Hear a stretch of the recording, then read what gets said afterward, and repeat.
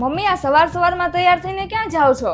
બસ ખાલી મન થયું તું તૈયાર થવાનું એટલે તૈયાર થઈ ગઈ. કેમ શું થયું તને? પણ મમ્મી આ સમય છે તૈયાર થવાનો અને આ ઘરનું કામ કેટલું બાકી છે, કોણ કરશે? મને જે મન થશે ને એ હું કરીશ. અરે હું થઈ ગયું? કેમ અત્યારમાં તમે આ બધું જોરથી બોલો છો? આ મમ્મી જુઓ ને અત્યારમાં તૈયાર થઈને બેઠી ગયા છે ને મારા ઘરના એકે કામમાં મદદ નથી કરાવતા. અરે મમ્મી તમે શું કરો છો અત્યારમાં? અને આ કાંઈ તમારી ઉંમર છે? મનીષા સાચું તો કહે છે કે અત્યારે કાંઈ થોડું તમારે તૈયાર થવાનું હોય. અરે આખી જિંદગી કામ કર્યું છે અને હવે હું મારા ઉપર ધ્યાન ન દઉં તો શું કરું? થોડુંક તો ધ્યાન મારા ઉપર દેવું પડે ને. મને જે મન થશે ને એ જ હું કરીશ. અને આ મનીષા તો છે ઘરનું કામ કરવામાં, તારું ધ્યાન રાખવામાં અને આ ઘરની પરફેક્ટ વહુ બનવાનો એને શોખ છે તો એ ભલે કરે. હા, હું તો પરફેક્ટ વહુ બનવાની ટ્રાય કરું જ છું, પણ તમે પરફેક્ટ સાસુના બનવાને બદલે તમે તૈયાર થઈને ફરો છો. અરે મમ્મી તમે તો સમજો. અરે મને એમ હતું કે તું તો મને સમજીશ, પણ તું તો મને જ સમજવાનું કે છો. અને મને તો હવે મેં એકવાર કીધું ને કે જે મને મન થશે એ જ હું કરીશ. અને મનીષા તું આખો દિવસ કામ કરે જ છો ને, તો જા મારા માટે એક કપ ચા બનાવીને દે. હું મારા રૂમમાં બેઠી છું. મમ્મીની ઉંમર થઈ ગઈ છે તોય તૈયાર થઈ થઈને ફરે છે. ઘરની કઈ જવાબદારી જેવું એને કઈ છે જ નહીં. અરે ભાઈ જવા દે ને, હવે શું થઈ ગયું એમાં? કદાચ એવું બને કે એને મન થયું હોય તો તૈયાર થાય.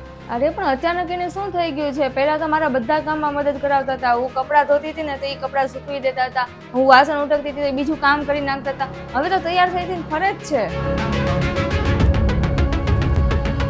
તમારા બેનનો ફોન આવે છે, કંઈક કામ હશે, વાત કરી દો.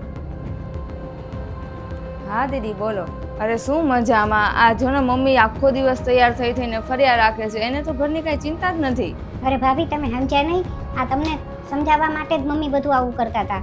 અને તમે આખો દિવસ કામ કર્યા કરો છો, તમે પોતાની જાત ઉપર ધ્યાન નથી રાખતા, જરાય તૈયાર નથી થતા. એ સમજાવવા માટે થઈને મમ્મીએ બધું કર્યું. એક સમયે મમ્મીએ તે બધાયનું ધ્યાન રાખવામાં પોતાના શરીરનું, પોતાની જાતનું કાંઈ ધ્યાન જ ન રાખ્યું. ન કોઈ દિવસ તૈયાર થઈને રહ્યા. એમને એમ બધું બસ બધાયનું કામ કર્યા જ કર્યું.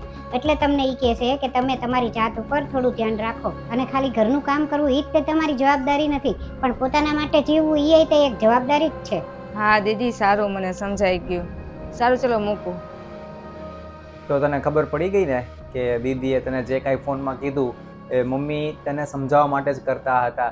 અને મને તો ખબર હતી જ તે, મને, મમ્મીને, દીદીને બધાને જ ખબર હતી, પણ તું સમજતી નહોતી. એટલે પછી મમ્મીએ આ રીતે આઈડિયા કર્યો કે તને આ રીતે સમજાવશે ને તો જ તને સમજાશે, બાકી તને નહીં સમજાય.